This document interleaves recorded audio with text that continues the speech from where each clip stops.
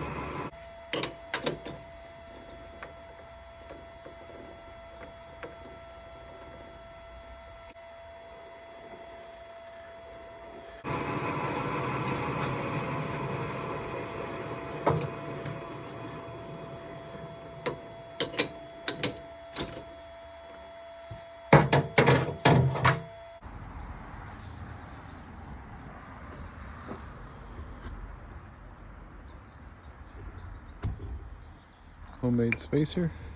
This is so we can push that bearing out, try not to damage anything, because you want to press on the outer side.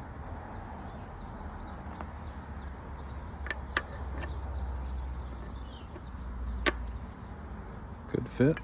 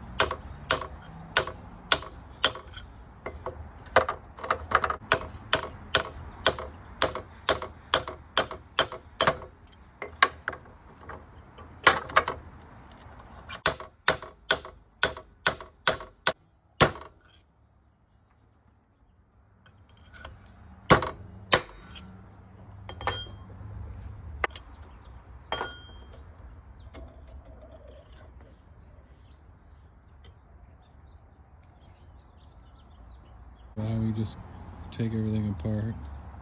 I don't know the condition of it. Doesn't look too great. Doesn't sound too good.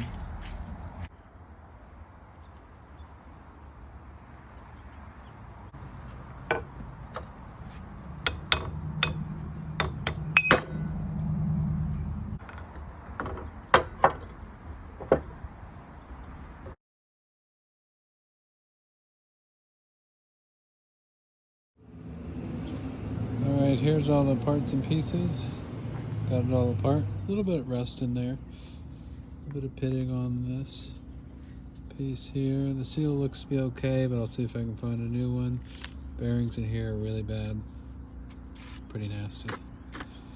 And they're open, just just like the other compactors, the whackers and everything. Where I kind of think they should almost be sealed, because they're just not getting any lubrication, and all they do is they sit up higher out of the lube and they can't get any, and it just gets contaminated with moisture or condensation. 2 K-ways on there. It's in good shape. That's where these bearings, they ride right in here, either side. No numbers or anything on them.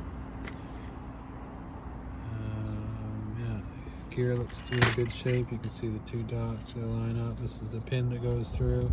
It's supposed to undo the bolt. It goes in the back of this. Before pulling this out, I pushed it through. I damaged the end. I'll have to make a new one or something. Just holds this in place for this thing to swivel back and forth and change the eccentric, basically, where it is. This was on the eccentric side for this, and it's the only special bearing. The rest of them are an NJ 2211 EC3. So the C3 is a little bit extra clearance bearing, and then after that they go to a C4. So there's 3 of those, 1 special bearing. Yeah, the number is right there, 22211 EA, and that's a C3 as well. Other than that, maybe some new bearings, sealed bearings instead. Let's see. This pretty dirty, nasty, and then the bearings themselves, but yeah, they're not perfect. A couple spots with some pitting, and at this point, when you got it all apart, you're not putting old bearings back in, right? So, or else what's the point in doing any of this? There's the old oil. Yummy, yummy. Must have been some water in there. There's the little tool we made just to pop them out so you don't damage anything. It sits right inside. So that is 3.616 in inches. And it works great. I'll probably make a bigger one just to install them. Yeah, and there's the inside of it. The center hole is like for you to pick it up with, because this thing probably weighs 150 pounds. Pulley, I just got to use a 2-jaw puller on either side and pop that off. Here's the seal for behind the pulley. I like the way they did that. It's actually steel here, so it keeps most of the trash out of the way. And then you got the seal on the inside.